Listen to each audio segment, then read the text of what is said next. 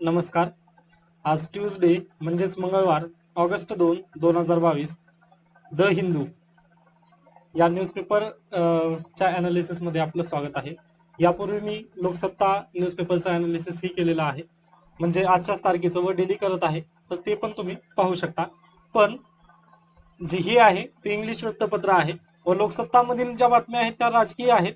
त्या निमित्ताने me the Hindu जे नॅशनल न्यूजपेपर आहे सिन्स 1878 ओके, त्याचं पण विश्लेषण आपल्या समोर करत आहे. तर पहा, फ्रंट पेजवर मोठीशी ऍड आहे, त्यामुळे काही कामाची नाही आहे आपल्यासाठी. त्यानंतर सेकंड पेज त्यामध्येच गेलेला आहे, म्हणजे जॅकेट पेज म्हणतात याला. ओके, त्यानंतर फ्रंट पेज आला द हिंदूचा. तर पहा, आपण हे न्यूज तिकडे कव्हर केलेली आहे गोल्ड मेडलची. ओके, त्यानंतर हे मंकी पॉक्स वगैरे हे जे सर्व आहे ते आता इथं पाहणार आहोत, परंतु यातील पण काही आवश्यकतेचं जास्त हे नाही आहे. ओके, परंतु एडिटोरियल वगैरे अगदीच बेस्ट आहेत, त्यामुळे त्यांच्याकडे आपण लक्ष देऊयात. पहिल्या दोन तर राजकीय न्यूज आवश्यकता नाही, पण या मी लोकसत्ता विश्लेषणामध्ये कव्हर केलेल्या आहेत. त्यानंतर हे पण आवश्यकता नाही आहे आपल्यासाठी. ओके, म्हणजे पहिलं फ्रंट पेज काही कामाचं नाही आहे, तसं हे पण न्यूज पाहिलेली, म्हणजे जवळपास सर्व न्यूज आपण लोकसत्ता विश्लेषण मध्ये पाहिलेलेच आहेत. त्यानंतर पेज नंबर सेकंड येतं शोकेस. हे पण ऑलरेडी मी सांगितलेलं आहे की याच्याकडे पण आपण दुर्लक्ष केलेलंच बरं. एमपीएससी असो किंवा युपीएससी असो, अशा पद्धतीचे जे हे येणार आहेत प्रश्न ते बहुतांश येतच नाहीत. ओके, म्हणजे हे फिल्मी दुनिया आहे, जसं आपल्या लोकमतला वगैरे जे येतं त्या पद्धतीने इथे येत असतं. ओके, त्यामुळे याला डायरेक्टली स्किप करून पुढे गेल्यानंतर थर्ड पेज वरती स्टेट्स म्हणून आहे. हे पहा, lumpy skin disease spread to 25,000 bovines in Rajasthan. म्हणजे पहा, जे अंगावर जसं आपल्या मंकी पॉक्सवर पण फोड वगैरे येत आहेत, तसंच राजस्थान व गुजरातचा जो बॉर्डर एरिया आहे तिकडे पण जनावरांमध्ये पण अशा पद्धतीचे लंपी स्किन, म्हणजे फोड फोड येण्याची, थोडस म्हणजे जाडी सुजल्यासारखे फोड वगैरे येण्याची जो डिसीज आहे तो स्प्रेड वगैरे होत आहे. म्हणजे आता यावरती जर एडिटोरियल वगैरे आलं तर तेव्हा पाहूयात, परंतु तेवढंस जास्त मोठं तर पण आजार नाही, परंतु माहिती असावं की लंपी स्किन म्हणजे वगैरे काय आहे, की आजार आहे किंवा नाही, हे तुम्हाला लक्षात असावं यासाठी सांगितलं. त्यानंतर पुढे पानसरी स्किलिंग आहे. त्यानंतर हे पहा, लिंगराज टेम्पल इन भुवनेश्वर. आता पहा, एक काम करायचं आहे तुम्ही, आर्ट अँड कल्चर GS1 मधला एक टॉपिक आहे, तेव्हा आर्ट अँड कल्चरची जेव्हा तुम्ही आन्सर रायटिंग कराल ना, तुम्हाला फॅक्ट अगदीच महत्वाचे असतात. त्यामुळे असा एक म्हणजे ब्लँक मॅप घ्या. ओके, हा नकाशा भारताचा. या भारताच्या नकाशामध्ये टेम्पल कुठे कुठे येतील ते सर्व तुम्ही डॉट डॉट डॉट डॉट करून ते लगेच तिथं टेम्पल वगैरे लिहून ठेवा. आता आज सापडलेला आपल्याला भुवनेश्वर मधील लिंगराज टेम्पल. ओके, त्यामुळे हे अगदीच फॅक्टच्या बेसिसवर आपल्याला उत्तरं लिहायची असतात GS1 मध्ये, त्यामुळे तुम्हाला पाठांतर करावं लागेल. त्यामुळे प्लीज जर शक्य झालं तर ब्लँक मॅप वगैरे घ्या व त्यावरती हे करा. जर उपलब्ध नसतील, ब्लँक मॅप वगैरे जर भेटलं नसेल, तर मी एक PDF ॲटलासची तयार करून ठेवलेली, म्हणजे माझ्या प्रिपरेशनसाठी, तर ती पण मी तुम्हाला प्रोव्हाइड करून देऊ शकतो. ओके, फक्त काही अडचण वगैरे आल्यानंतर तुम्ही सांगू शकता. त्यानंतर हे याचं म्हणजे आपल्या परीक्षेच्या रूपानं एवढं काही आपल्या कामाचं नाहीये, त्यामुळे पुढे डायरेक्टली आपण जाऊयात. म्हणजे भरपूर बातम्या मी स्किप करतोय, परंतु याच्या पुढे गेल्यानंतर आपल्याला एडिटोरियल पण यावरती भरपूर वाचायचे आहेत. ओके, त्यामुळे काळजी करू नका. तर पहा, reengineering India's consequences, India's democracy has been successfully hacked and progressive forced need hard course correction in any feedback. पहा, म्हणजेच अगदी 2014 मध्ये जे बीजेपी, म्हणजे आता जर पाहिलं तर हे थोडस बीजेपी अँटी बीजेपी गव्हर्नमेंटच्या विरोधात वगैरे थोडस बोलण्याचा प्रयत्न वगैरे यामध्ये केलेला गेलेला आहे. परंतु यामधून मी घेण्याचा काय प्रयत्न केलेला आहे, तर बीजेपी वगैरे यांचं ते संबंध सोडून देऊन मी काय केलं, S A on social media, म्हणजे सोशल मीडिया बद्दल जर तुम्हाला जर लिहा असा जर टॉपिक आला तर पहा, आपण हे लिहू शकतो. म्हणजे पहा, दॅट द संघ has weaponised social media effectively. आता ही इथलं संघ वगैरे लिहू नका तुम्ही, परंतु भारतामध्ये सोशल मीडियाचा उपयोग भरपूररित्या वगैरे वाढलेला आहे असं आपण म्हणू शकतो. मग त्यामध्ये आपण हे दिलेलं आहे, आकडेवारी आहे, Twitter which boast of 23.6 million users in India. The संघ फोकस्ड, म्हणजे संघाचं तेवढं बाजूला करा. त्यानंतर युट्यूब मध्ये किती आहे, 265 मिलियन. त्यानंतर फेसबुक 329 मिलियन. ओके, आणि व्हॉट्सअप आहे 459 मिलियन. मग एवढं सोशल मीडियाचं वगैरे यूज आपल्याकडे होत असलेलं आपल्याला दिसून येतं. त्यानंतर it is telling that 1 in every 3 Indians on social media consume political content daily. Okay, ही एक म्हणजे थोडीशी काळजीची बाब आहे. पहा, जर आपल्यापैकी म्हणजे तिघामधून एक जण काय करतं, तर पॉलिटिकल डेली म्हणजे जी पॉलिटिकल न्यूज जी आहे ती डेली कन्झ्युम करतं, म्हणजे त्या पॉलिटिकल न्यूजवरच डिपेंड वगैरे असतं, म्हणजे सोशल मीडिया थ्रू आलेली. ओके, त्यामुळे प्लीज ही एक थोडंसं हे आहे, कन्सर्नची गरज आहे, म्हणजे याकडे थोडंसं लक्ष द्यायला पण हवं. मग पहा, हे याला तुम्ही एस मध्ये पण लिहू शकता याज एक आपण सोशल मीडियाचा वापर वगैरे म्हणून. परंतु ही काळाची गरज बनलेली आहे, किंवा एका याच्याकडे लक्ष द्यायला हवं गव्हर्नमेंटनी वगैरे, कारण असं चालत नाही. ओके, म्हणजे सर्वजण सोशल मीडियाचाच वगैरे वापर करत आहेत, त्यामुळे ही एक हे झालेलं आहे, असं पण आपण यामध्ये थोडंसं लिहू शकतो. म्हणजे याचा उपयोग सरकार वगैरे म्हणजे विरोधी पक्षांना वगैरे होत नाही, तर सरकार वगैरे जास्तीत जास्त आपल्याच पद्धतीचे प्रोपोगंडा वगैरे चालवण्याचा प्रयत्न करण्यामध्ये पण होऊ शकत आहे. असं आपण निगेटिव्ह मध्ये पण याला लिहू शकतो व पॉझिटिव्ह मध्ये पण लिहू शकतो. परंतु निगेटिव्ह लिहित असताना थोडंसं सरकारला वगैरे वाचवण्याचा तुम्ही थोडंसं प्रयत्न करा, कारण आपण जी परीक्षा देणार आहोत ती सरकारी परीक्षा आहे, त्यामुळे प्लीज थोडंसं इथं तुम्हाला काळजी घ्यावी लागेल. त्यानंतर पहा, यासोबतच आणखीन एक इथं पण दिलेलं आहे, जे मूवीज आहेत, उरी सर्जिकल स्ट्राईक, त्यानंतर काश्मीर फाईल, ताशकंद फाईल, जे सर्व जे मूवीज आहेत यावर पण सरकारचं थोडंसं प्रोपोगंडा वगैरे चालत आहे. त्यामुळे पण थोडंसं विरोधकांना थोडंसं प्रॉब्लेमॅटिक इथं सिच्युएशन फेस करावं लागत आहे. त्यामुळेच काय झालेलं आहे, जे त्यांचा प्रोपोगंडा वगैरेचा जो चालत आहे तो इथे जास्त आपल्याला दिसून येतोय. आता हे थोडंसं झालं बीजेपी बाबत, परंतु तुम्हाला जे मी सांगतोय ते तुम्हाला थोडंसं समजून आलेलं असेल तर ते अगदीच बेस्ट होईल. त्यानंतर Martin Luther King junior once said that those who love peace must learn to organise as effectively as those who love war. म्हणजे पहा, जर फिलॉसॉफिकल एसेज वगैरे जर आलं तर युपीएससीचं पहा पॅटर्न जर पाहिलं तुम्ही, तर प्रामुख्याने यामध्ये अशाच पद्धतीचे त्यांनी स्टेटमेंट वगैरे दिलेले आहेत. तर त्यामुळे तुम्ही नोट मेकिंग वगैरे करत असाल तर यामध्ये अगदीच लिहून ठेवा की those who love peace must learn to organise as effectively as those who love war. म्हणजे पहा, भारत तर ऑलरेडीच पीसफुल नेशन मध्येच ऑलरेडी भारत गणला जातो. ओके, मग भारताच्या संबंधात आपण हे करू शकतो, म्हणजे लिहू शकतो की जर म्हणजे पीस जर आपल्याला सांभाळायचं असेल तर आपण वॉरसाठी पण तेवढंच परफेक्टली म्हणजे शांतता जर आपल्याला तेवढ ठेवायची असेल तर तेवढीच आपल्याला वॉरची स्थिती देखील तेवढीच म्हणजे वॉरसाठी देखील रेडी राहण्यासाठी आपल्याला तत्पर असायला पाहिजे, असं या लाईनचं वगैरे आपल्याला अर्थ सांगता येईल. ओके, त्यामुळे अगदीच पीसला पण म्हणजे पीसवर एसे वगैरे जर आला तर तुम्ही हा कोट वगैरे इथं मेन्शन करू शकता, किंवा डायरेक्टली जर हा कोट वगैरे जर आला तर आपण इथं हे करू शकतो, किंवा रशिया युक्रेन याच्या संबंधी जर कुठे जर वगैरे लिहायची जर गरज पडली तर आपण हे पण लिहू शकतो. ओके, जर शांतता ठेवायची आहे ना आपल्याला, तर युद्धासाठी वगैरे आपल्याला तत्पर म्हणजे तयार असायला हवं आहे. ओके, ज्या पद्धतीने युद्ध करायची गरज पडेल केव्हाही, तसंच आपल्याला तयार राहावं लागेल जर शांतता आपल्याला ठेवायची असेल तर. ओके, नाहीतर प्रॉब्लेमॅटिक होऊन जाईल. त्यानंतर हे पहिलं झालं आपलं एडिटोरियल, रिइंजिनिअरिंग इंडियाज कॉन्सिक्वेन्सेस. ओके, त्यानंतर पुढे आहे using a rupee route to get around a dominating dollar, India could take advantage of geopolitical development to promote trade and gain better status for the rupee. आता पहा, अगदीच कालच्या वगैरे आठवड्यामध्ये dollar, okay, डॉलरची प्राइस वगैरे जी पाहिलं आपण, व इकडे रुपया जर पाहिला तर रुपया खूप कमी म्हणजे रुपयाची व्हॅल्यू ही कमी होत आहे व डॉलरची व्हॅल्यू ही जास्त वाढत असलेली आपल्याला प्रामुख्याने दिसून येत आहे. म्हणजे $1 इज इक्वल टू 80 रुपीज आपल्याला मोजावे लागत आहेत. म्हणजे अगदीच आपण 80 रुपयाच्या खाली आलो, आता सध्याला 79 समथिंग असेल, परंतु 80 रुपयाला आपण टच करून अगदीच आलेलो आहोत. ओके, मग पहा, यावरून आपण असं सांगू शकतो की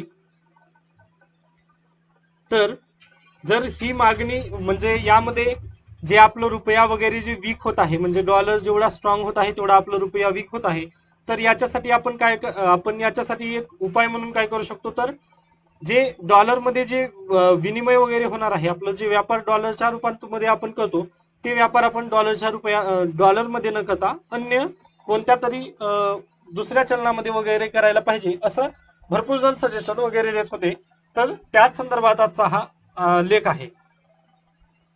ओके, तर पहा, रशिया जेव्हा रशियाने युक्रेनवरती हमला केला, ओके, रशियाने युक्रेनवरती हमला केल्यानंतर रशियावर सँक्शन घातले अमेरिका, त्यानंतर युरोपियन युनियन वगैरे या सर्वांनी अमेरिकेवरती रशियावरती सँक्शन टाकले. ओके, व ऑलरेडीच आहेत चायनासोबत रशिया म्हणजे चायनावर तर अमेरिकेची ऑलरेडी सँक्शन आहेत. ओके, मग रशिया आणि चायना यांच्यामध्ये एक ट्रिटी वगैरे झाली व तेच ते ऑटोमॅटिकली आपापल्या पद्धतीने कारभार वगैरे करत होते. ओके, मग त्याच दरम्यान भारत पण काय करत आहे पहा, ज्यामुळे अशा पद्धतीचे एक्सचेंज रेट वगैरे म्हणजे खूपच व्हॉलॅटिलिटी वगैरे आली, त्यामुळे भारत देखील आता सध्याला फ्यूल म्हणजे जे इंधन वगैरे आहे ते आपण रशियाकडून इम्पोर्ट वगैरे करत आहोत, रशियाकडून विकत घेत आहोत. व त्यांचं एक अकाउंट काढलेलं आहे, व्होस्ट्रो अकाउंट. पहा, कदाचित प्रिलिमला जर प्रश्न आला व्होस्ट्रो अकाउंट म्हणजे काय, ओके, इथं हे करतोय मी, पहा, व्होस्ट्रो अकाउंट म्हणजे पहा, हे जे आरबीआय म्हणजे आपल्या देशामध्ये रशियाचं अकाउंट असणे, आपल्या बँकेमध्ये रशियाच्या बँकेचा आपल्या बँकेमध्ये आरबीआय मध्ये किंवा एसबीआय मध्ये, म्हणजे आरबीआय मध्ये तर होणार नाही परंतु एसबीआय मध्ये अकाउंट असणे रशियाचं, व त्यामध्ये आपण आपली जे ट्रेडची जी हे आहे, पहा कसं असतं, जर आपण डॉलरमध्ये जर केलं तर वर्ल्डमध्ये कोण्याही बँकेमध्ये वगैरे आपल्याला डायरेक्टली पैसे वगैरे ट्रान्सफर करू शकतो, त्यामध्ये काहीही गरज म्हणजे एक्सचेंजची वगैरे काही गरज नसते. ओके, कारण डॉलर सगळीकडे एक्सेप्टेबल आहे. परंतु जर रशियाचं रुबेल वगैरे जर घेतलं व आपलं इंडियाचं रुपीज जर घेतलं तर आपल्याला एक बँक अकाउंट काढावं लागेल, कारण त्यांना आपण त्या करन्सीमध्ये एक्सचेंज वगैरे करत आहोत. ओके, त्यामुळे आपल्याला दोघांकडे पण बँक अकाउंट वगैरे असणं गरजेचं आहे. मग यालाच म्हणतो वॉस्ट्रो अकाउंट. ओके, म्हणजे रशियाचा अकाउंट आपण आरबीआय मध्ये किंवा एसबीआय मध्ये आपल्या काढलेला आहे, व त्यानुसार काय करतो, आपण रशियाकडून तेल आयात करतो. ओके, कच्चं तेल आयात करतो व त्याला आपण रिफाईन करतो. जे गुजरातमध्ये वगैरे जे हे आहेत, म्हणजे रिलायन्सच्या ज्या कंपनी वगैरे आहेत, तर त्यामध्ये आपण काय करतो, इथे आहे आकडेवारी, हा इथे पहा, हे इकडे आहे. तर रशियामधून इम्पोर्ट वगैरे जे केलेलं तेल आहे त्याला आपण गुजरातमध्ये वगैरे रिफायनरी वगैरे मध्ये कन्वर्ट म्हणजे रिफाईंड करतो, म्हणजे त्याला फिल्टरेट करतो व ते आपण दुसऱ्या देशांना वगैरे अगदीच विकतो. ओके, आता आपण पाहिलंच असेल की अदानी यांची श्रीलंकेमध्ये पेट्रोलियमची कंपनी आहे, म्हणजे त्यांना आपण एक्सपोर्ट वगैरे करतो, म्हणजे त्यांनी इम्पोर्ट करतात श्रीलंकेचे व आपण एक्सपोर्ट करतो. ओके, हे अगदी अशा पद्धतीचं व त्यातून आपण नफा मिळवतो. ओके, मग हे काय झालं, आपला रुपया तिथं स्ट्रॉंग होण्याचं थोडंसं कगारवर आहे, कारण आपण काय केलं, रुपया आणि रुबेल. ओके, रुपया, हे पहा, रुपया इज इक्वल टू रुबेल, हे अशा पद्धतीने दोघांनी पण काय केलं, तर ट्रेडिंग केलं, म्हणजे या दोघांमध्ये व्यापार केलं. आता प्रॉब्लेम काय, रशिया म्हणजे पहा, एखादी कोणतीही गोष्ट जर झाली तर मागणी आणि पुरवठ्याचा सिद्धांत तुम्हाला माहिती असेल. ओके, म्हणजे एखादी वस्तू आहे, वस्तू, ओके, जर याची मागणी वाढली, ओके, वस्तूची मागणी वाढली तर काय होईल, व पुरवठा जर कमी असेल तर जर मागणी वाढली व पुरवठा जर कमी असेल तर काय होईल, इन्फ्लेशन, म्हणजे त्या मागणीनुसार वगैरे इथं काय होईल, भाववाढ अगदी जास्त होईल. व या उलट जर केलं तर इथे जर वस्तूचं पुरवठा भरपूर आहे परंतु वस्तूंची मागणी कमी आहे व पुरवठा जास्त आहे, वस्तूची मागणी कमी व पुरवठा जास्त आहे, तर इथं काय होईल, वस्तूला किंमतच राहणार नाही, म्हणजे वस्तू काय होईल, अगदी स्वस्त होईल. ओके, मग झालेलं तसंच आता काय करत आहोत आपण, पूर्वी काय करायचं, डॉलरमध्ये आपण घ्यायचं व रुपया त्यांना द्यायचं. ओके, मग डॉलरची आपल्याला मागणी काय होती, वाढलेली आहे व त्यामुळे काय होत आहे, रुपया कमी होत आहे. समजतंय ना, म्हणजे पहा, डॉलरची पूर्वी म्हणजे वस्तू म्हणजेच डॉलर कन्सिडर करा, डॉलरची मागणी वाढत होती, कारण आपल्याला पैसे जे आहेत ते डॉलरमध्ये फेडायचे आहेत त्यांना, म्हणजे आपण अमेरिकेकडून जेव्हा काही दुसरी वस्तू, एखादी वगैरे वस्तू जर घेतली तर त्यांना आपण पेमेंट कशात करायचं, डॉलरमध्ये करायचं होतं, बरोबर. मग डॉलरमध्ये पेमेंट करायचं म्हटल्यानंतर आपण शोधणार डॉलर कुठे भेटतील, मग तिथं काय झाली, आपली मागणी वाढली डॉलर बद्दलची, परंतु मार्केटमध्ये डॉलरचा पुरवठा कमी आहे, मग काय होईल, डॉलरची मागणी ऑटोमॅटिकली वाढली, त्यामुळे हे झालं आपलं आताची करन्सीचा प्रॉब्लेम ते तिथं झाला. मग आपण काय केलं, आता आरबीआयनं वगैरे काय केलेलं आहे, तर व्होस्ट्रो अकाउंट म्हणजे व्होस्ट्रो अकाउंट जे आहे ते खोललेलं आहे. भारतामध्ये रशियाचं खातं एक खोललं व त्यानुसार काय केलं पहा, आता आपल्या जवळ आहे रुपया व रशियाचं येतं रुबेल. ओके, मग यांनी काय केले पहा, आता पूर्वी डॉलरमध्ये घेतलं होतं, आता डॉलरची मागणी कमी होणार ना, कारण आपण जास्तीत जास्त आयात कशाची करतो बरं, तर तेलाची जास्तीत जास्त आयात करतो. ओके, म्हणजे दुसऱ्या देशाकडून आपण जास्तीत जास्त तेल खरेदी करतो. मग आता तेच जर आपण रुबेलमध्ये खर्च करत असू तर डॉलरची मागणी ती काय होणार आहे, कमी होणार आहे. बरोबर. मग याचं इफेक्ट कुठे होईल, इकडे पुढे समोर पहा, इकडे काय होणार आहे, मग जे पुरवठा आहे ते पुरवठा नक्कीच वाढेल. ओके, जर म्हणजे मागणी अगदीच कमी आहे परंतु आपण इम्पोर्ट आणि एक्सपोर्ट तर करणारच आहोत ना, असं नाही की आपण अमेरिकेसोबत सर्व संबंध तोडलेले आहेत. नाही, अमेरिकेसोबत आपलं सरप्लस कधीही असतं. ओके, मग त्यामुळे आपल्याजवळ पुरवठा तर नक्कीच होणार आहे. आरबीआयचं तुम्ही जेव्हा इकॉनॉमिक सर्वे वगैरे पाहाल त्यामध्ये तुम्हाला ते दिसूनच जाईल, सरप्लस आपलं अगदी असतंच. व सीडीएस 2019च्या परीक्षेमध्ये पण हा प्रश्न विचारण्यात आलेला होता. ओके, मग आता काय झालं पहा, तर पुरवठा सॉरी मागणी कमी झाली डॉलरची, कारण आपल्याला रुबेलमध्ये पैसे चुकवायचे आहेत, म्हणजे जी पेमेंट करायची आहे ती रुबेलमध्ये, व डॉलरकडे आपल्याला आता गरज नाही, देणं घेणं नाही, परंतु डॉलरची जे दुसरीकडे आपण व्यवहार वगैरे करणार आहोत तिथून आपल्याला डॉलर तर अगदीच मिळणार आहे. यामुळे काय झालं, रुपया स्वस्त म्हणजे सॉरी रुपया जे स्ट्रॉंग वगैरे होणार आहे, म्हणजे डॉलर स्वस्त होईल व रुपया जे आहे ते स्ट्रॉंग होण्यास आपल्याला इथं मदत नक्कीच होते. ओके, कारण जेव्हा डिमांड येते तेव्हाच कोणत्याही गोष्टीची किंमत जास्त वाढते. हे अशा पद्धतीने तुम्ही इथं कन्सिडर करू शकता. ओके, मग आता याचे काही डिसएडव्हान्टेजेस वगैरे जे आहेत.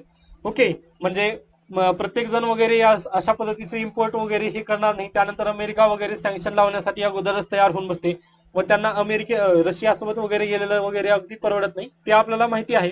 परंतु याच्यावर आणखी जर सांगायचं जर झालं तर रशियासोबत आपली जी रिलेशन वगैरे आहे ते अगदीच बेस्ट आहेत असं म्हणायचं आहे लेखकाला. तर पहा, the Soviet Union credit to India enabled the setting up of the Bhilai steel plant. Okay, जे भिल्लाई स्टील प्लांट वगैरे आहे ते उभारण्यासाठी वगैरे रशियाने आपल्याला अगदीच सुरुवातीच्या काळात वगैरे मदत केली होती. त्यामुळे रशिया आणि भारताचे जे रिलेशन वगैरे आहेत ते अगदीच काळानुकाळाने हे अगदी स्ट्रॉंगेट वगैरे होत आहेत, हे आपल्याला आपण सांगता येईल. हे अशा पद्धतीचे हे एडिटोरियल वगैरे भाग होता. आता यामध्ये काही बाबी सुटल्या असतील, परंतु ज्या मेन वगैरे गोष्टी होत्या मी त्या हायलाईट करून त्या कव्हर करण्याचा आपल्या पुढे नक्कीच प्रयत्न केलेला आहे. ओके, त्यानंतर हा झाला एक लेख. त्यानंतर आता बाजूचा पहा, लँग्वेज ॲज अ बॅरियर. म्हणजे पहा, आता म्हणजे आपण ही एमपीएससी आणि सॉरी युपीएससी कशामुळे, म्हणजे युपीएससी बाबत थोडीशी भीती कशामुळे वाटते, कारण युपीएससीचे जे मटेरियल वगैरे आहे ना ते अवेलेबल नाही आहे मराठी माध्यमातून. ओके, त्यामुळेच कदाचित मी पण आता द हिंदू वगैरे त्याचा प्रयत्न करतोय मराठीमध्ये आपल्या समोर सादर करण्याचा. ओके, तरी पण मला पण काही कॉमेंट वगैरे आले त्यामुळे थोडंसं माझं पण लक्ष विचलित झालं. परंतु चालत असतं, म्हणजे 10तून एखाद्याला आवडत नाही वगैरे ते ते बाब चालतच असते. परंतु त्याबाबत language as a barrier, there are pluses and minuses in the making of mother tongue the medium for higher studies. म्हणजे पहा, काही पॉझिटिव्ह गोष्टी आहेत, काही निगेटिव्ह गोष्टी आहेत. आता पहा, काल म्हणजे परवा दिवशी 31 जुलैच्या पेपरमध्ये जेव्हा मी फक्त हेडलाईन वाचवून दाखवलेल्या होत्या, त्या दिवशी माझं इंटेन्शन नव्हता की घ्यायचं म्हणजे एडिटोरियल अनालिसिस वगैरे घ्यायचं हा उद्देश नव्हता. त्या दिवशी फक्त मी एक डेमो व्हिडिओ घेतल्यासारखा एक प्रयत्न केलेला होता, पण आतापासून मी अनालिसिस घेत आहे. तर पहा, 31 जुलैच्या न्यूजपेपरमध्ये आपल्याला अमित शहा यांचं संभाषण वगैरे होतं. त्यांनी म्हटलेलं होतं की मातृभाषेमध्येच डॉक्टर, इंजिनियर वगैरे जे काही शिक्षण वगैरे आहे हायर स्टडीज ते असायला हवं, त्यांनी असं प्रतिपादन केलं. व पहा, 95% of student who receive primary education in their mother tongue. म्हणजे आणखीन एक बाब जर लक्षात घ्यायची जर असेल तर आपल्याला पहा, 95% जे विद्यार्थी आहेत ते आपल्या मातृभाषेत प्रायमरी शिक्षण म्हणजे प्राथमिक शिक्षण जे आहे 1ली ते 4थी पर्यंत ते 95% विद्यार्थी प्राथमिक शिक्षण आपल्या मातृभाषेतच घेतात, हे असं एक प्रतिपादन आहे. परंतु पुढे गेल्यानंतर ते शिक्षणाला स्टॉप लागतो, कारण तेवढंसं आपल्याकडे हे नाही आहे. ओके, म्हणजे काय म्हणतो आपण त्याला, जे सिलेबस वगैरे नाही आहे किंवा पुस्तकांची वगैरे मांडणी वगैरे ते नाही आहेच ना. ओके, ती तशा पद्धतीने म्हणजे रिसोर्सेस अवेलेबल नाहीत, सॉरी. म्हणजे लँग्वेज भाषाबाबत हायर स्टडीजसाठी मातृभाषेतून हे देण्यासाठी, शिक्षण देण्यासाठी वगैरे रिसोर्सेस भारतामध्ये सध्याला तरी अवेलेबल नाहीत. मग जर नवीन एज्युकेशन पॉलिसीनुसार जर हायर स्टडीमध्ये जर मातृभाषा वगैरे जर ठेवली, चालू केली, तरी पण काही प्रॉब्लेम आहेत पहा. मग एक आहे ज्युडिशियरीमध्ये पण मातृभाषा चालायला पाहिजे. मग ओके, आता इथं तेच म्हटलेलं आहे त्यांनी पॉईंट. जर national education policy, sorry, new education पॉलिसीमध्ये वगैरे जेव्हा तुम्ही जर मातृभाषेचा जर वगैरे जर हे करत असाल, तर ज्युडिशियरीमध्ये जी भाषा वगैरे चालते, अगदीच किरण रिजिजू, मी जेव्हा लोकसत्ताचा हे घेतलेला आहे अनालिसिस, त्यामध्ये पण हेच पॉईंट वगैरे सांगितलेलं होतं की मातृभाषेचं तेव्हा हे आलेलं होतं. मग अगदी त्याच पद्धतीने पहा, मातृभाषा ही सुप्रीम कोर्ट, हायकोर्ट आणि जे आपले सॉरी दिवाणी न्यायालय वगैरे जे आहेत, त्यामध्ये पण मातृभाषेमध्ये त्यांना संभाषण वगैरे करण्याचा अधिकार किंवा आपली दलील वगैरे ठेवण्याचा अधिकार असायला हवा, असं त्यांचं म्हणणं आहे व ते अगदी योग्य आहे. म्हणजे ती एक प्रॉब्लेम तिथे होऊ शकते. Okay, while there is no need for haste in making educational material available in Indian languages. म्हणजे पहा, आता एम लक्ष्मीकांत हे पुस्तक जे आहे, ते पुस्तक आहे फक्त इंग्लिश लँग्वेजमध्ये, मग त्यानंतर हिंदीमध्ये पण आहे अवेलेबल. परंतु मराठीमध्ये जर गेलात तुम्ही, तर त्याचं ट्रान्सलेटेड मटेरियल के सागर सरांचं पुस्तक वगैरे ते आपल्याला हे मिळून जाईल. परंतु मग हे अशाच पद्धतीचे थोडेसे आपल्याला परिणाम वगैरे इथं दिसून येतात. म्हणजे डायरेक्टली मटेरियल वगैरे मातृभाषेत वगैरे अवेलेबल नाहीये. ओके, त्यामुळे कुठेतरी जे मातृभाषेचं जे शिक्षण वगैरे आहे, तिथे आपल्याला थोडंसं प्रॉब्लेम दिसतो. त्यानंतर फॉरेनमध्ये पण आपली भाषा वगैरे चालत नाहीये. ओके, अगदी तसं जर पाहिलं तर गुजराती और Hindi even Tamil students have been found to fail in their public examination in language paper. म्हणजे पहा, युपीएससी चा जेव्हा पेपर होतो, क्वालिफाईंग पेपर असतात ना, क्वालिफाईंग पेपरमध्ये युपीएससीनं जेव्हा एक रिजनल लँग्वेजचा पेपर असतो कंपल्सरी, तर त्यामध्ये देखील पब्लिक सर्व्हिस एक्झामिनेशन मध्ये वगैरे हे म्हणजे गुजरात असो, हिंदी असो किंवा तमिळ जे विद्यार्थी आहेत, ते फेल झालेले आढळून आलेले आहेत. ओके, म्हणजे अशी आपली दुर्दैव स्थिती आहे. का? कारण रिसोर्सेस वगैरे अवेलेबल नाही आहेत. त्यामुळे एकच आहे मागणं वगैरे, म्हणजे एकच म्हणणं आहे लेखकाचं, जर तुम्ही जर मातृभाषेमध्ये वगैरे जर हायर स्टडीजचं शिक्षण वगैरे जर ठेवत असाल, तर रिसोर्सेस वगैरे सगळीकडे अवेलेबल करून द्यायचं चला. कारण पहा, हा आहे इंडिया, म्हणजे थोडासा समजून घ्या तुम्ही. आता इथं आपण आहोत महाराष्ट्रामध्ये व इथं आहे कर्नाटक. पहा, साऊथची भाषा वेगळी आहे व आपली भाषा वेगळी आहे. जर मला म्हणजे आता मी मराठी शिकलो व कर्नाटकमध्ये जाऊन नोकरी करू शकत नाही ना, कन्नड मी बोलू शकत नाही. ओके, त्यामुळे मला कन्नड शिकावी लागेल. मग अशा प्रॉब्लेम वगैरे फेस होतील. त्यामुळे एकतरी रिसोर्सेस चांगले अवेलेबल असायला पाहिजे किंवा ती शिक्षण एकाच लँग्वेजमध्ये वगैरे व्हायला पाहिजे, ज्यामुळे अशा प्रॉब्लेमला वगैरे फेस करता म्हणजे फेस करण्याचा प्रॉब्लेम वगैरे पुढे होऊ नये, असं लेखकाचं म्हणणं आहे. हे आपण निबंधमध्ये वगैरे लिहू शकतो, language as a barrier. Okay, मग ती बॅरियर कुठं कुठं ठरते वगैरे त्याचे पॉझिटिव्ह निगेटिव्ह मी सर्व यामध्ये सांगितलेले आहेत. ओके, त्यानंतर पुढचा लेख आहे पहा. हा, गव्हर्नमेंट ओन गिग वर्कर्स. म्हणजे पहा, गिग वर्कर्स संबंधी 2020, आय थिंक 2020 मध्येच प्रश्न येऊन गेलेला आहे. गिग वर्कर संबंधी GS3 मध्ये 2020 मध्ये किंवा 21 मध्ये, परंतु प्रिव्हियस इयरचा मध्ये आलेला आहे. एकदा पाहून घ्यावं तुम्ही पण. ओके, गिग वर्कर संबंधी प्रश्न येऊन गेलेला आहे मेन्स मध्ये, UPSC मेन्स मध्ये. तर पहा, आता झालेलं काय, तर outsourcing job to contractors is far more inefficient than fixed term contract. म्हणजे पहा, आता यामध्ये असंच म्हटलेलं आहे की तुम्ही पाहता, म्हणजे आपलं स्वच्छ शहर सुंदर शहर वगैरे जे स्लोगन वगैरे आहे, त्यानुसार किंवा अगदीच पहा, महाराष्ट्र स्टेट कॉर्पोरेशनचं म्हणजे जे आपली महामंडळ होती गेल्या वर्षी, जेव्हा नोव्हेंबर डिसेंबर मध्ये जेव्हा त्यांचं संप वगैरे चालू झालं, व तेव्हा त्यांनी ड्रायव्हर व कंडक्टर परत यायला नकार वगैरे देत होते, तेव्हा सरकार काय करत होतं, तर जे दुसरीकडून आहेत म्हणजे कॉन्ट्रॅक्टर कडून ड्रायव्हर आणि कंडक्टर वगैरे मागून घेत होतं. मग अगदी तसंच करतं, स्वच्छ व सुंदर शहर वगैरे ते ठरवण्यासाठी महानगरपालिका वगैरे त्या त्या शहरातील काय करते, एक टेंडर वगैरे तयार करते किंवा एखादी कॉन्ट्रॅक्टरला टेंडर देते व त्यांना म्हणते की तुम्ही आम्हाला मजूर वगैरे पुरवठा करायची. ओके, मजूर पुरवठा करायचे व आम्ही तुम्हाला पैसे वगैरे देतो, हे अशा पद्धतीने. परंतु मग हेच म्हटलेलं आहे आउटसोर्सिंग जॉब्स टू कॉन्ट्रॅक्टर. आता ह्या कॉन्ट्रॅक्टरला डायरेक्टली जॉब देणं इज इनएफिशियंट, म्हणजे तेवढंसं हे अगदीच घातक असल्यासारखं आहे किंवा ते उपायकारक नाही आहे. जर तुम्ही उपायकारक नाही, त्यापेक्षा आपण काय करायला पाहिजे तर डायरेक्ट जॉबवाल्यालाच वगैरे कॉन्ट्रॅक्ट द्यायला पाहिजे, जसं की अग्निपथ स्कीम वगैरे. ओके, आता अग्निपथ स्कीम मध्ये आपण तसं केलं का? नाही, अग्निपथ स्कीम मध्ये इंडिव्हिज्युअल कॉन्ट्रॅक्टरला दिलं.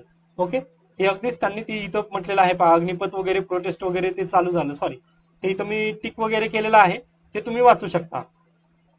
ओके, मग हे अशा कशामुळे यांनी लेखक असं कसं काय म्हणत आहेत की जर कॉन्ट्रॅक्टवर वगैरे जर दिला आपण, म्हणजे एकाच व्यक्तीला जर कॉन्ट्रॅक्ट वगैरे दिला तर ते हे होणार नाही. तर पहा, आजच्या लोकसत्तामधीलच एक न्यूज आहे. टेंडर दिलेलं होतं त्यांनी टॅब देण्यासाठी. ओके, टॅब अवेलेबल करून देण्यासाठी वगैरे 10,900चा टॅब आहे तो, परंतु यांनी जास्त पैसे वगैरे खर्च काहीतरी केले, अशा पद्धतीची ती न्यूज होती. ओके, पण मी ते स्कॅम असल्यानंतर ते काही वाचलं नाही. मग हे अशा पद्धतीचे स्कॅम वगैरे होतात. म्हणजेच पहा, सरकार काय करतं, एका व्यक्तीला जर कॉन्ट्रॅक्ट दिलं की तुम्ही आम्हाला मजूर वगैरे पुरवठा करा, तर ते पुन्हा पुन्हा वगैरे त्यांचे जे टेंडर वगैरे जे दिलेलं आहे ते पुन्हा पुन्हा त्यांनी हाताळून वगैरे पाहत नाहीत, किंवा त्यामध्ये जे हे होत आहे, स्कॅम वगैरे होत आहे का, हे कधीच पाहत नाहीत. आता संजय राऊत यांचं प्रकरण पण तसंच आहे. म्हणजे त्यांना 2006 मध्ये ती बिल्डिंग वगैरे बांधून देण्याचं काम वगैरे होतं, परंतु ते झालं नाही. मग ते तसंच होतं, सरकारची इथं ट्रान्सपरन्सी म्हणजे वगैरे कमी होत असते. ओके, त्यामुळे जर इंडिव्हिज्युअलला जर आपण एखादी काम दिलं, म्हणजे अँब्युलन्सचा वगैरे ड्रायव्हरला संबंधी जर आपण जर हे केलं की बाबा तू उद्यापासून आमच्या अँब्युलन्सचा वगैरे ड्रायव्हर हो, मग त्यानं काय करतं, आपलं क्रेडिट रेटिंग वगैरे वापरण्यासाठी त्यानं जास्तीत जास्त रित्या प्रयत्न करत असतं. किंवा ते जाऊ द्यात, आता ही स्विगी झोमॅटो वगैरे जे आहेत गिग वर्कर, म्हणजे त्यांचं कॉन्ट्रॅक्ट फक्त पर डे साठी असतं. ओके, म्हणजे कॉन्ट्रॅक्ट त्यांचं नसतंच. ओके, त्यांचं कॉन्ट्रॅक्ट नसतं, फक्त ते डेली बेसिसवर वगैरे काम करत असतात. बरोबर, मग डेली बेसिसवर काम करतात म्हणजे त्यांना फक्त जी गरज असते ती रेटिंगची गरज असते. ओके, तुमचं रेटिंग जर असेल 5 पैकी 5 स्टार पैकी 5 स्टार वगैरे, तर ते अगदीच योग्य मानलं जाईल व त्यांना त्याच नोकरीवर वगैरे काढून टाकण्याचं वगैरे ती शाश्वती वगैरे कमी असेल. ओके, हे अशा पद्धतीने जर असेल म्हणजे ते चांगलं आपल्यातून जास्तीत जास्त चांगलं देण्याचा वगैरे प्रयत्न करतील, असं लेखकाचं म्हणणं आहे. यासोबतच पहा, सरकारला यातून फायदा काय होईल मग. आता पहा, there are two methods to induct an employee on contract in government entity. First, directly the payroll of entity, and second through labor contractor. Okay, म्हणजे पहा, आता जर बेसिकली जर पाहिलं, गव्हर्नमेंटमध्ये नोकरीच्या 3 पद्धतीच्या संधी असतात. Okay, the caste system, sorry हे पण नाहीये, हा, एक कॉन्ट्रॅक्च्युअल असते व एक कॅज्युअल असते. ओके, मग कॉन्ट्रॅक्च्युअल आणि कॅज्युअल मधील जे आपण कॉन्ट्रॅक्च्युअल बेसिसवर जे पाहणार आहोत, कॉन्ट्रॅक्च्युअल मध्ये पण 2 मेथड वगैरे पाहायला मिळतात. एक डायरेक्टली लेबरला पैसे देणं आपण, व एक देतो कॉन्ट्रॅक्टरला, त्याच्याकडून आपण मजूर पुरवठा वगैरे करून घेत असतो. ओके, मग पहा, या दोन्हीमध्ये पण सरकारला उपयोग काय होतो पहा, व कॅज्युअल मध्ये जे होणार नाही. कॅज्युअलला आपण काय द्यावं लागतं, त्यांना पेन्शन वगैरे द्यावं लागतं. पेन्शन हे पहा इथं लिहिलेलं आहे, प्रोव्हिडेंट फंड वगैरे जे इथं कर्सर फिरत आहे पहा, provident fund, employee state insurance वगैरे जे काही आहे, सर्व गोष्टी त्यांना इथं कव्हर कराव्या लागतात कॅज्युअल एम्प्लॉयमेंट मध्ये. परंतु जर आपण कॉन्ट्रॅक्च्युअल बेसिसवर जर पाहिलं तर त्यांना इथं काही अशा पद्धतीची गरज नाहीये. ओके, तर कशा पद्धतीने लेबर आणि कॉन्ट्रॅक्च्युअल जर असेल तर ते गिग वर्कर म्हणून वगैरे काम करतात. मग सरकारची इकॉनॉमी, म्हणजे जो सरकारला त्यांच्यावर खर्चणारा जो खर्च आहे, इन्शुरन्स म्हणा, त्यानंतर जो पेन्शन वगैरे आहे त्यांना देण्याची वगैरे, म्हणजे नोकरी लागल्यानंतर व नोकरी सोडून गेल्यानंतर पण त्यांच्यावर जो केला जाणारा खर्च आहे तो खर्च वगैरे सरकारचा कमी होतो, म्हणजे सरकारी तिजोरीवर वगैरे ताण कमी होतो. त्यामुळे लेखकाचं असं म्हणणं आहे की जे कॉन्ट्रॅक्च्युअल पैकीच जे गिग वर्कर सारखं वगैरे जे आहे ते अगदी बेस्ट आहे, ज्यामुळे एफिशियन्सी वगैरे जी आहे, ट्रान्सपरन्सी वगैरे ते येईल. परंतु त्यातल्या त्यात जे टेंडर वगैरे जे देतो आपण ते अयोग्य आहे, असं याचं डायरेक्टली हे म्हणणं आहे. आता यामधील जे 2-3 पॉईंट वगैरे आहेत ते तुम्ही GS3चा सिलेबस वगैरे जे आहे ते कव्हर केल्यानंतर ते तुम्हाला अगदीच समजून येईल, व आता फक्त हे रिव्हिजन बेसिक न झाल्यासारखं ते तुम्हाला समजून येईल. ओके, त्यानंतर पुढचा लेख आहे पहा, वर्किंग टुवर्ड्स ॲनिमल हेल्थ. आत्ताच मी म्हटलं पहिली न्यूज जी होती ती गुजरात आणि राजस्थानमध्ये ॲनिमलला जे डिसीज वगैरे होत आहे त्या संदर्भात, परंतु तो हा नाहीये. ज्या पद्धतीने पहा, जसं कोविड पॅन्डेमिक वगैरे आलेलं होतं, अगदी त्याच पद्धतीने देशभरामध्ये ॲनिमलला वगैरे डिसीज वगैरे होत असतात. त्यासाठी स्टॅटिस्टिक्सचा आकडा वगैरे आहे पहा. We have witnessed around 9580 instances of disease outbreak from 2000 ते 2010. ओके, म्हणजे पहा 10,000 जवळपास आजार, घातक आजार हे म्हणजे प्राण्यांना वगैरे झालेले होते. त्यासाठी केंद्र सरकार पण कार्यरत आहे. ओके, वन हेल्थ युनिट म्हणून कार्यरत आहे व यासाठी फंड वगैरे जे देत आहे ते गेट्स फाउंडेशन वगैरे यांच्या संदर्भात ते हे करत आहे व सरकार पण त्यासाठी जास्तीत जास्त प्रयत्न वगैरे करत आहेत. त्या संदर्भात हा लेख आहे. कारण पुन्हा ज्या पद्धतीने आता कोविड वगैरे आलं होतं, तसं जर ॲनिमल संबंधी वगैरे जर आलं, एखादी पॅन्डेमिक वगैरे जर ॲनिमल हॅजबंड्री संदर्भात वगैरे आलं, तर त्यांच्यावर जे व्हॅक्सिन वगैरे बनण्याचा खर्च वगैरे जे आहे ते वगैरे करण्यासाठी व त्यासोबतच त्याला टॅकल करण्यासाठी, त्याच्यावर लढा देण्यासाठी आपल्याला अशा संस्थांची वगैरे गरज असते. त्यामुळे केंद्र सरकार देखील वन युनिट हेल्थ हे योजना वगैरे ज्या पद्धतीने राबवण्याचं काम सध्याला करत आहे. ओके, हे एवढंच आपल्याला यामधून घेता येईल, बाकीचं आवश्यकता नाहीये. त्यानंतर पहा, मी जे डेली बनत असतो संसदेची उत्पादकता, त्यातीलच पहा, जर प्रश्न असा आला की इव्हॅल्युएटिंग नॉमिनेटेड एमपीज, किंवा म्हणजे जे नॉमिनेटेड एमपीज आहेत ते योग्य काम करत आहेत किंवा नाही, किंवा जे राज्यसभेमध्ये आपण जे निवडून देतो खासदार, ते योग्य आहे किंवा अयोग्य आहे वगैरे, त्यावरती टिप्पणी वगैरे करा, जर असं जर म्हटलं तर आपल्याला सांगता यायला पाहिजे. तर पहा, nominated MPs has had less than 50% attendance. सहा जण होते, म्हणजे 29 पैकी 6 जणांची अटेंडन्स आहे ती 50%, म्हणजे 50% काय, सॉरी, 50% पेक्षा कमी आहे 6 जणांची. त्यानंतर 16 एमपी असे आहेत ज्यांची झिरो, म्हणजे काय, nominated MPs had raised zero question, sorry, म्हणजे हे झालेलं आहे हे. ओके, म्हणजे 29 पैकी यांनी सर्वच डेटा वगैरे दिलेला आहे. तर पाहूयात. तर जे क्वेश्चन हार, म्हणजे आपण एमपी खासदारांना निवडून कशामुळे देतो, की त्यांनी कायदे वगैरे बनवण्यामध्ये वगैरे एखादी काम करावं, परंतु तसं झालेलं नाहीये. ओके, एक तर प्रॉब्लेम काय, त्यापैकी काही जण म्हणजे जे काही जण 50% पेक्षा कमी असतात, 6 तर त्यापैकी आहेत. त्यानंतर nominated MPs had zero question, म्हणजे अगदीच जे नॉमिनेटेड आहेत त्यांनी, त्यापैकी 29 पैकी 16 जण असे आहेत त्यांनी कधीच प्रश्नच विचारला नाही सरकारला की तुम्ही असं वगैरे काय करत आहात. ओके, व 29 nominated MPs had introduced zero private members bill, त्यापैकी 29 जण असे आहेत त्यांनी कधी हेच केलं नाहीये, म्हणजे काय म्हणतो आपण, कधी क्वेश्चनच, सॉरी, हे म्हणजे कधी बिल वगैरे म्हणजे कायदा वगैरे कधी आणलाच नाहीये त्यांनी. ओके, मग हे एक थोडंसं प्रॉब्लेमॅटिकच आहे पहा. कारण केंद्र सरकार काय करतं, जे पब्लिक फिगर वगैरे आहेत त्यांना नेऊन बसवतो व त्यांना मेनली जास्त असतं ते पॉलिटिकलचं नॉलेज नसतं, म्हणजे कायदा वगैरे बनवण्याचं वगैरे त्यांना नॉलेज नसतं. ही एक थोडीशी चुकीची बाब आहे. ओके, त्यामुळे आपल्याला यामध्ये थोडंसं लक्षात असायला पाहिजे की म्हणजे आपण उत्तर जेव्हा लिहू ना, त्यावेळेस आपण हे अशा पद्धतीने द्यायला, म्हणजे पॉइंट वगैरे टाकायला हवं. सॉरी, थोडंसं म्हणजे अडखळतोय कारण खूप वेळ झाला बोलतोय. ओके, व एवढी बोलण्याची वगैरे सोय नाही, पण तुम्ही मॅनेज करून घ्याल असं माझं मत आहे. तर पहा, त्यानंतर अटेंडन्स लेवल कसं आहे पहा त्यांचं. रेखा, सचिन तेंडुलकर, रंजन गोगोई वगैरे हे जे यांचं अटेंडन्स आहे, ॲव्हरेज अटेंडन्स वगैरे म्हणून यांनी हे केलेलं आहे. तर ऍक्टर रेखाचं अटेंडन्स आहे 5%, सचिन तेंडुलकर 8%, सीजेआय रंजन गोगोई 25% अटेंडन्स यांचं आहे, म्हणजे अगदीच 50% पेक्षा यांचं कमी आहे. म्हणजे एवढं जर आपण अटेंडन्स यांनी, म्हणजे गरजच नसताना पण यांना आपण एमपी पद दिल्यासारखं पण तिथं थोडंसं आपल्याला समजून येत आहे. त्यानंतर त्यांनी डिबेटमध्ये किती भाग घेतले, तर अगदीच नगण्य आहे. झिरो डिबेटमध्ये वगैरे यांनी भाग घेतलेले आहेत पहा. क्वेश्चन आस्क्ड, म्हणजे प्रश्न विचारले का सरकारला, यामध्ये पण त्यांची ॲव्हरेज कमीच आहे. त्यानंतर प्रायव्हेट मेंबर बिल हे तर झिरोच आहे, म्हणजे जे उत्पादकता आहे, नॉमिनेटेड असो किंवा इलेक्टेड मेंबर्स असो, त्यांची उत्पादकता वगैरे जी आहे ती खालावत चाललेली आहे दिवसेंदिवस, हे आपल्याला सांगता येतं. परंतु तुम्हाला उदाहरणामध्ये हे लिहिता येतील, त्यामुळे हे डाटा आजचा तुम्ही कटआउट वगैरे नक्की करून ठेवा. ओके, व थोडंसं सॉरी, थोडं म्हणजे या लेखामध्ये थोडंसं मी प्रॉब्लेमॅटिकली बोलण्याचा प्रयत्न केला. ओके, त्यानंतर पुढे जाऊयात. ही इंटरनॅशनल न्यूज वगैरे आताच काही आवश्यकता नाही, पुन्हा त्याच्यावरती लेख वगैरे जर आला तर तेव्हा आपण पाहूयात नक्कीच, कारण लेखमध्येच आपला जास्त टाइम तर चाललेला आहे. त्यानंतर Indian air force to take part in pitch black in Australia. पहा आता हे आपल्याला CDS CFEF साठी वगैरे कामाला येतो.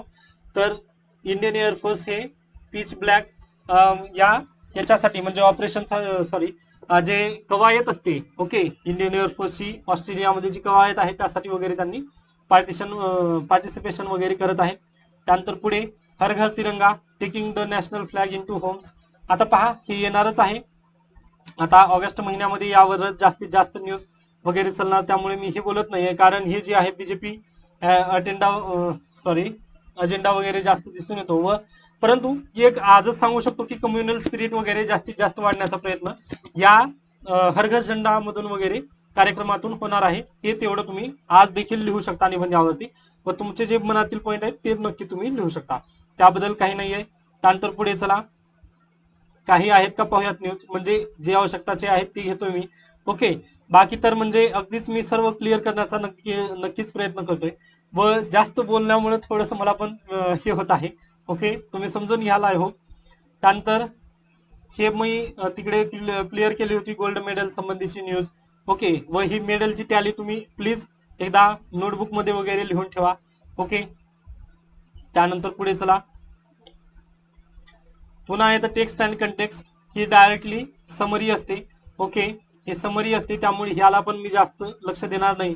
ओके, व हे अशा पद्धतीने आपलं जे न्यूजपेपर आहे ते इथे संपतं. यापेक्षा जर काही तुमच्या अडचणी व काही सजेशन्स वगैरे असतील तर ते तुम्ही मला नक्कीच सांगू शकता. ओके, धन्यवाद.